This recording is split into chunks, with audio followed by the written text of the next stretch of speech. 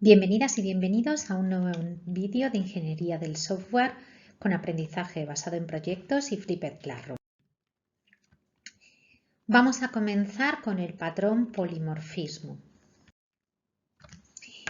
Este patrón lo que nos dice es cómo manejar alternativas basadas en los tipos, en las clases que tengamos, y nos permite conseguir componentes, clases, que sean mucho más fácilmente conectables.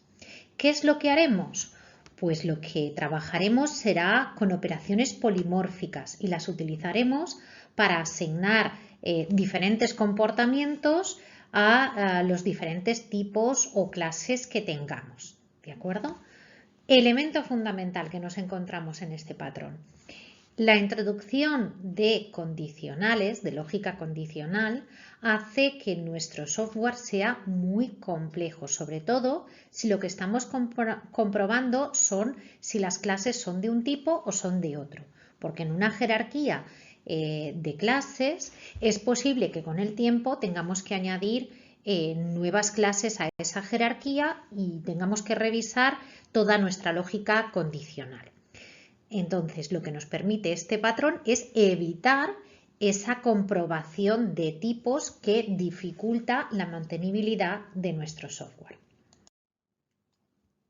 Como os decía, este uso de la lógica condicional dificulta la mantenibilidad, ¿de acuerdo? Si hemos de hacer cambios, hemos de revisar todos los puntos del código donde tuviéramos que hacer comprobaciones de estos tipos. Imaginaros que tuviéramos pues, 3 clases que heredan de una clase general y tuviéramos que comprobar en 7 sitios diferentes de nuestro código si estamos con una clase, con la otra, con la primera, con la segunda o con la tercera.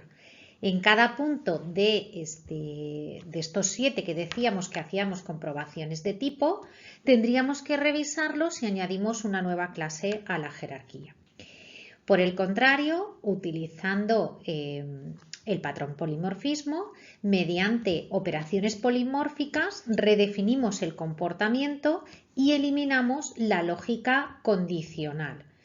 Y esto es posible hacerlo únicamente en lenguajes de programación realmente orientados a objetos, que permiten el enlazado dinámico de clases, es decir, que nos permiten en tiempo de ejecución decidir si invocamos a una operación de la clase hija o invocamos a la operación de la clase base.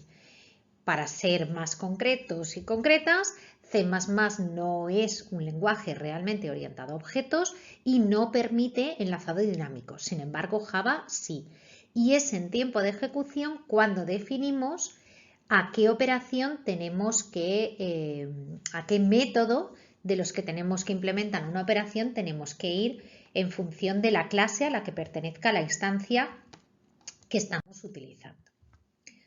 Vamos a ver un ejemplo, ¿de acuerdo? Fijaros, aquí tenemos una clase pago del ejemplo de los TPVs que teníamos, si recordáis, 2 tipos de pago, el pago a crédito y el pago en metálico. Aquí tenemos el pago a crédito y el pago en metálico. Si tenemos que ver cómo se autoriza una operación, y tenemos que en cada uno de los puntos de nuestro código estar comprobando si se trata de pago a crédito o pago en metálico y en función de eso hacer una cosa u otra, nuestro código va a ser mucho más difícil de mantener. ¿Qué es lo que hacemos? Pues en lugar de eso definimos una operación polimórfica a autorizar. De esta manera tendremos un comportamiento genérico en la clase base y redefinimos ese comportamiento en las clases hijas.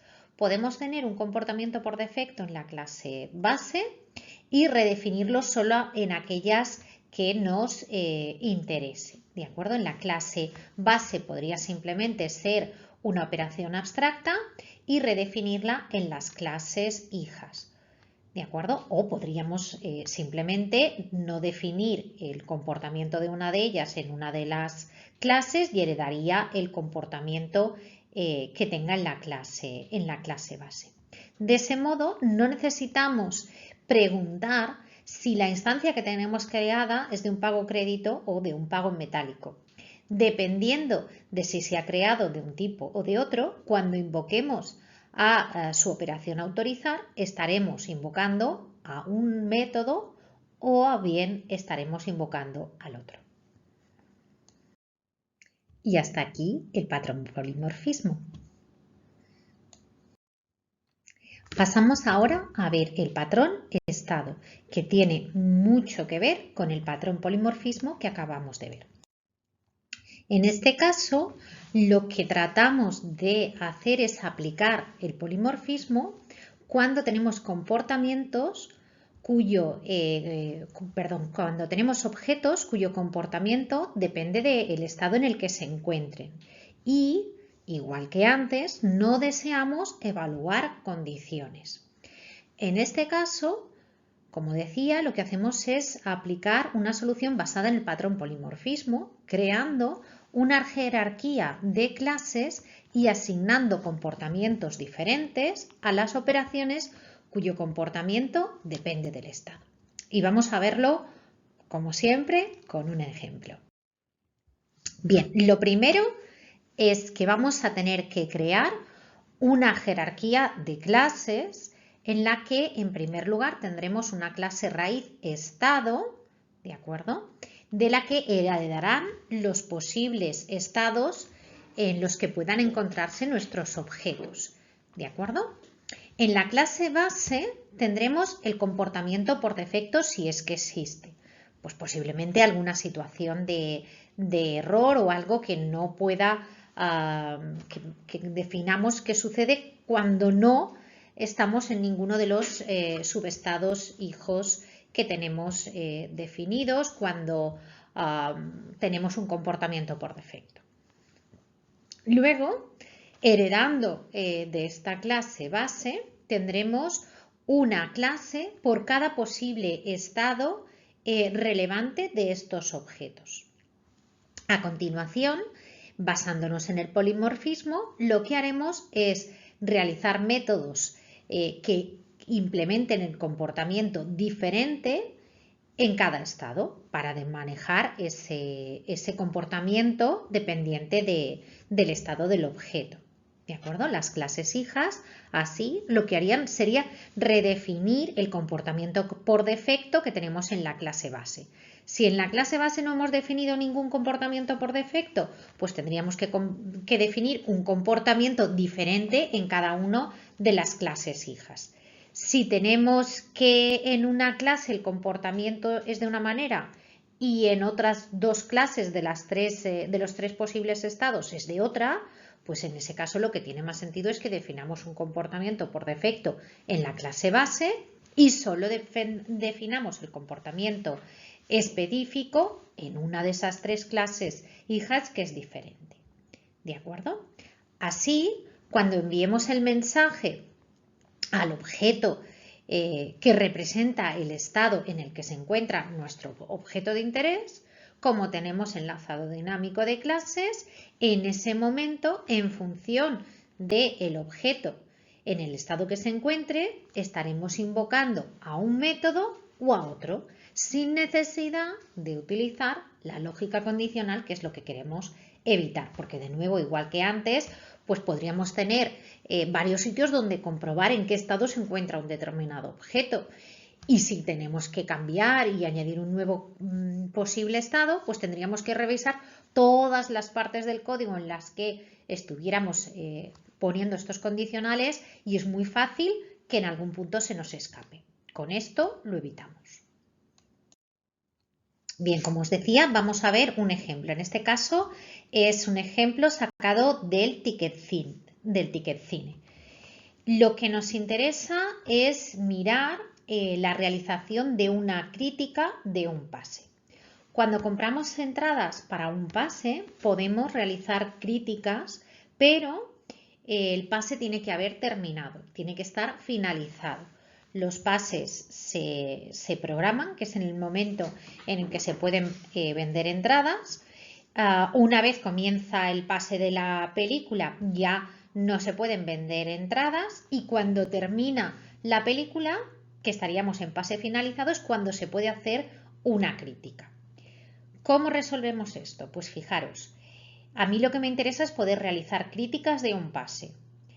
Bien, pues para poder hacerlo, si tengo un comportamiento diferente en función del estado, porque tengo dos estados en los que no puedo hacer críticas y uno en el que sí, lo que voy a hacer es trasladar esta operación que tiene comportamiento dependiente del estado, la coloco en la clase base de la jerarquía. ¿Veis? Tenemos estado pase, pase programado, pase iniciado, pase finalizado. Aquí, en esta operación, el realizar crítica de estado pase, el método de esta operación tendría el comportamiento por defecto, pues algún tipo de retorno de mensaje de error indicando que en este estado no es posible realizar una crítica. Y la operación que realmente permite realizar una crítica tiene su método aquí, definido dentro de pase finalizado. Fijaros que son operaciones polimórficas porque se llaman igual. De este modo, en tiempo de ejecución, si el pase se encuentra en el estado pase programado, como no tiene redefinida la operación realizar crítica, está heredando el comportamiento de la clase base, el método que estemos definiendo en estado pase.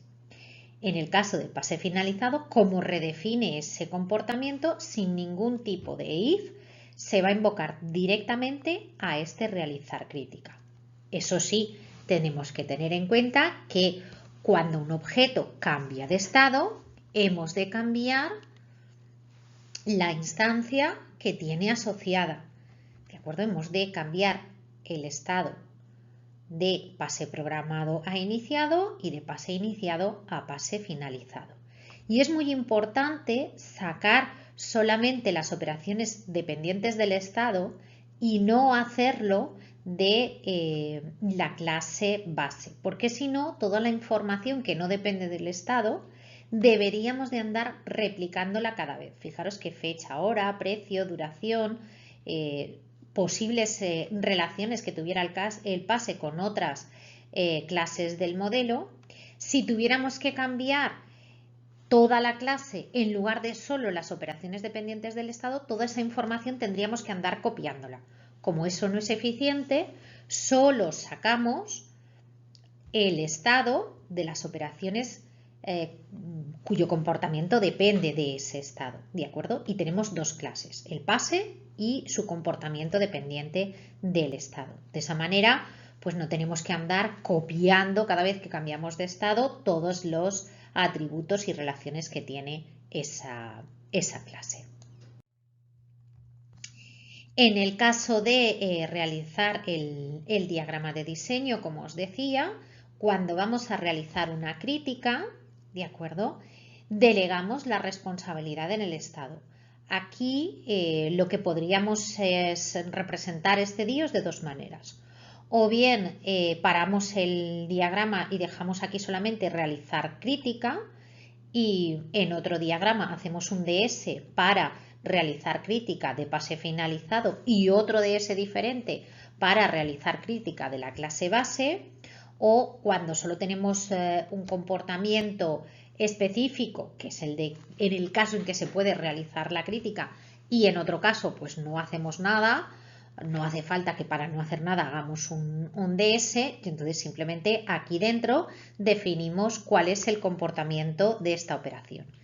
Si no tuviéramos comportamiento definido, si la operación en la clase base está vacía, pues realizar crítica no haría nada, que sigue siendo lo que nos interesa, ¿no?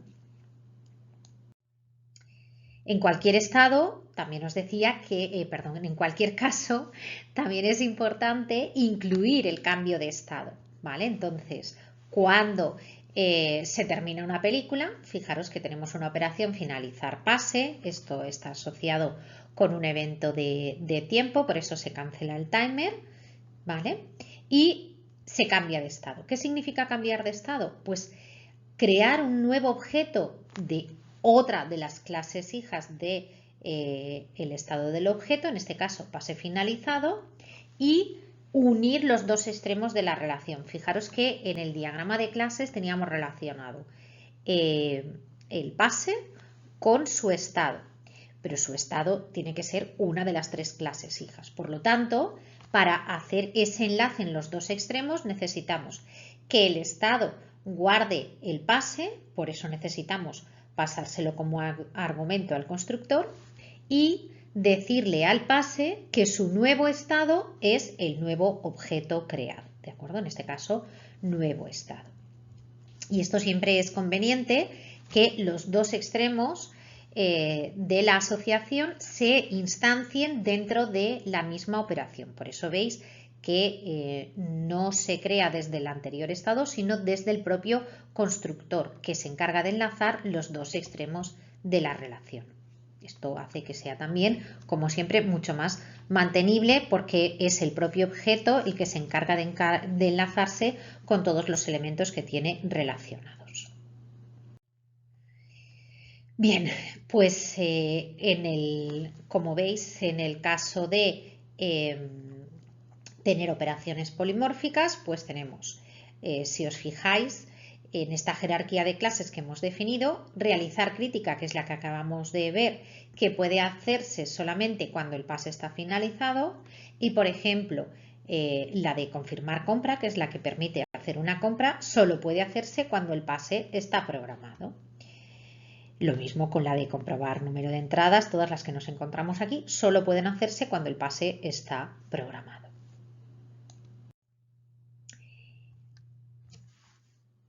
Y hasta aquí el vídeo sobre, hasta aquí la explicación del patrón estado. A continuación vamos a ver el patrón Singleton.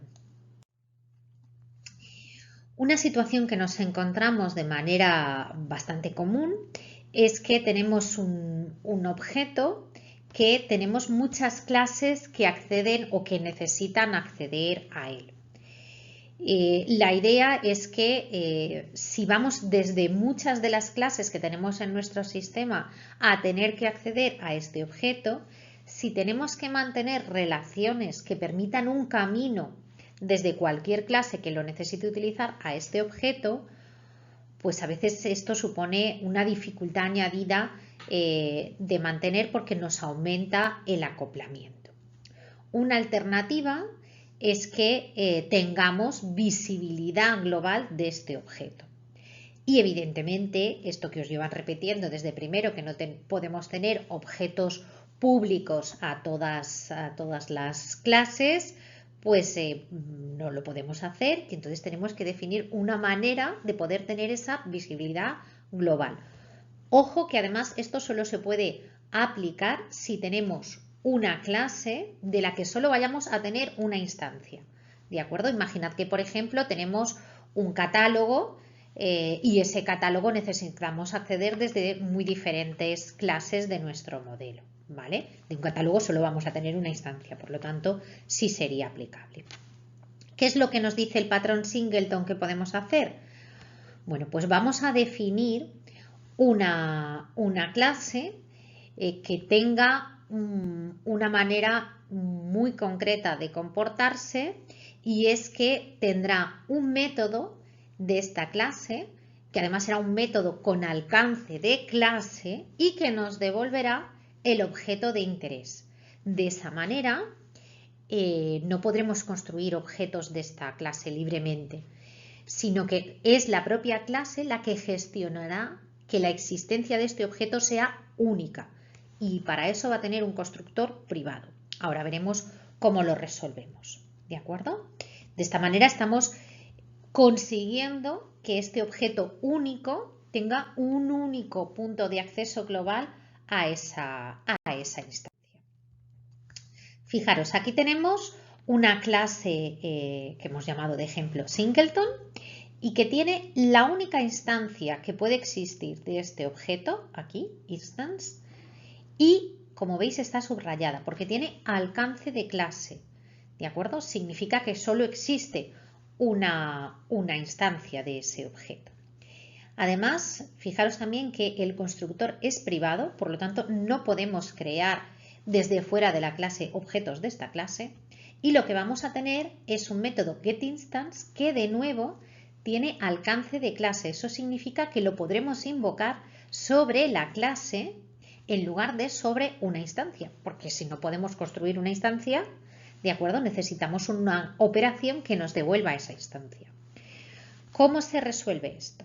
Bien, el constructor hará lo que tenga que hacer para inicializar y nuestra operación getInstance lo que va a hacer es comprobar si la instancia, si el objeto de la clase singleton es null, creamos un nuevo objeto de esta clase y si no, no lo creamos. Y en cualquier caso, devolvemos la instancia. De esta manera nos estamos asegurando que solo va a poder existir una instancia de esta clase. Y para acceder a ella, lo haremos utilizando este método getInstance. A partir de ahí ya tenemos una instancia de esta clase y la podríamos utilizar normalmente, tanto con operaciones con alcance de clase como con alcance de objeto. Aquí veis un ejemplo que podríamos aplicarlo dentro del ejemplo de TPVs. En este caso, dentro de la operación hacer pago a crédito. Lo que necesitamos para hacer pago a crédito es autorizar un determinado pago. Y esa autorización implica el proceso de comunicación con el servicio de autorización. Ese servicio de autorización debe conectar realmente con Visa, con Mastercard, con el servicio que corresponda, ¿de acuerdo?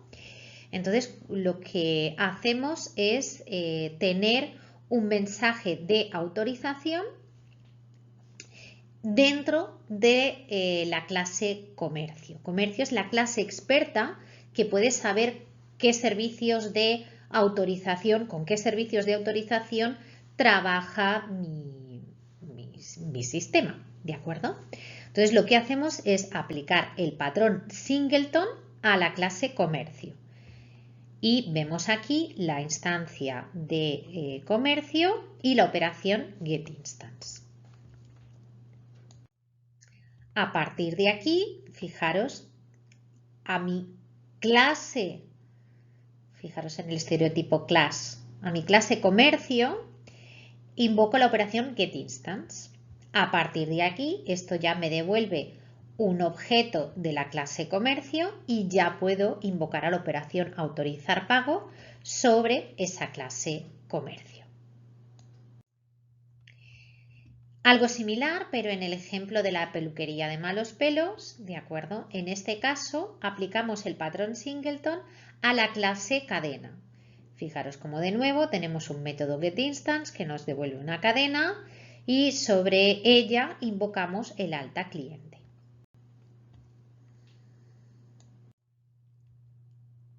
Y hasta aquí el patrón singleton. Tenemos ahora el patrón fabricación pura.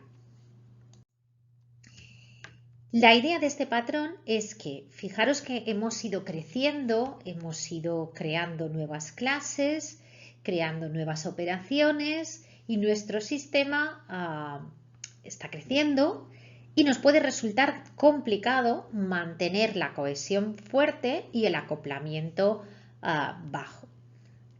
Entonces, ¿qué objetos deberían tener la responsabilidad cuando no queremos violar estos dos objetivos o cuando nos encontramos situaciones en las que nos encontramos patrones contradictorios, ¿no? Que nos resultan contradictorios? Bien, pues en ese caso lo que podemos hacer es asignar responsabilidades cohesionadas a una clase artificial, es decir, que no nos sale del dominio del problema, de nuestro modelo conceptual, sino que es una clase creada durante el diseño de manera específica para ayudarnos a agrupar las responsabilidades de clases en clases más pequeñas. El objetivo es siempre buscar grandes posibilidades de reutilización, ¿de acuerdo? asegurando pues que nuestras clases tienen responsabilidades muy cohesionadas, pero ojo, porque no nos podemos pasar con esta creación indiscriminada de clases, porque el hacerlo nos llevaría a un diseño funcional, diseñado centrado en procesos y no en un diseño orientado a objetos, ¿vale? Entonces es algo que utilizaremos con moderación y solamente si nuestras clases comienzan a crecer muchísimo, ¿no? Igual que cuando hacíamos con la controladora, si recordáis que creábamos clases artificiales, una por cada caso de uso, si teníamos controladoras muy cargadas, pues sería algo similar, pero en clases internas del modelo. Bien, como siempre un caso de ejemplo para el TPV, nos encontramos con la necesidad de asignar la responsabilidad de guardar objetos de venta en una base de datos relacional, ¿vale? Es decir, necesitamos acceder a una base de datos relacional para guardar la información de venta. Si pensamos en el patrón experto, pues como venta tiene toda la información sobre la venta, esta sería nuestra clase candidata, ¿no? Sin embargo, claro, esto supone añadir a la venta responsabilidades para acceder a bases de datos, algo que no son propios de lo que sería una venta, ¿no? Estamos creando un acoplamiento entre venta y la base de datos relacional que estamos utilizando. Y además, si cambiáramos la base de datos que utilizamos, estaríamos teniendo que hacer reingeniería de nuevo de la clase venta, ¿vale? Además, el hecho de guardar información en la base de datos, pues lo guardamos de ventas, pero es muy posible que también tengamos que tengamos que hacerlo de otras clases y no parece demasiada buena idea que la información de cómo o las operaciones sobre cómo guardar información en las bases de datos relacionadas estén divididas entre todas las clases que necesitan guardar información. Por lo tanto, lo que haremos será crear una clase nueva, artificial, por eso llamamos fabricación pura, que proporcione servicios de almacenamiento persistente para objetos en general. Es decir, pues si yo voy a querer guardar información en una base de datos, que me lo proporcione esta clase. Y me permitirá guardar venta o me permitirá guardar cualquier objeto en una base de datos relacional. Y hasta aquí la información sobre el patrón fabricación pura. Pasamos ahora al último de los patrones que vamos a ver en este tema 4, el patrón proxy. Es un patrón similar al de fabricación pura, ¿de acuerdo? Es un nivel más de indirección. La idea es que nos va a permitir comunicarnos con un componente externo. Tenemos una clase que lo que va a hacer es representar a ese componente externo con el que nos tenemos que relacionar. Por eso os decía que el ejemplo de la base de datos pues también podría servir en este caso, ¿no? Lo que hacemos es tener una clase que represente al sistema externo con el que nos hemos de comunicar. De esa manera, todas las responsabilidades de comunicación con ese sistema están centralizadas en esta clase. Si yo cambio el método de comunicación o el sistema externo se modifica, solo se modificará esta clase, ¿de acuerdo? Entonces el sistema, pues como siempre nos interesa, será mucho más fácil de mantener. Como os decía, pues el ejemplo del servicio de autorización también sería un proxy de un sistema remoto, ¿no?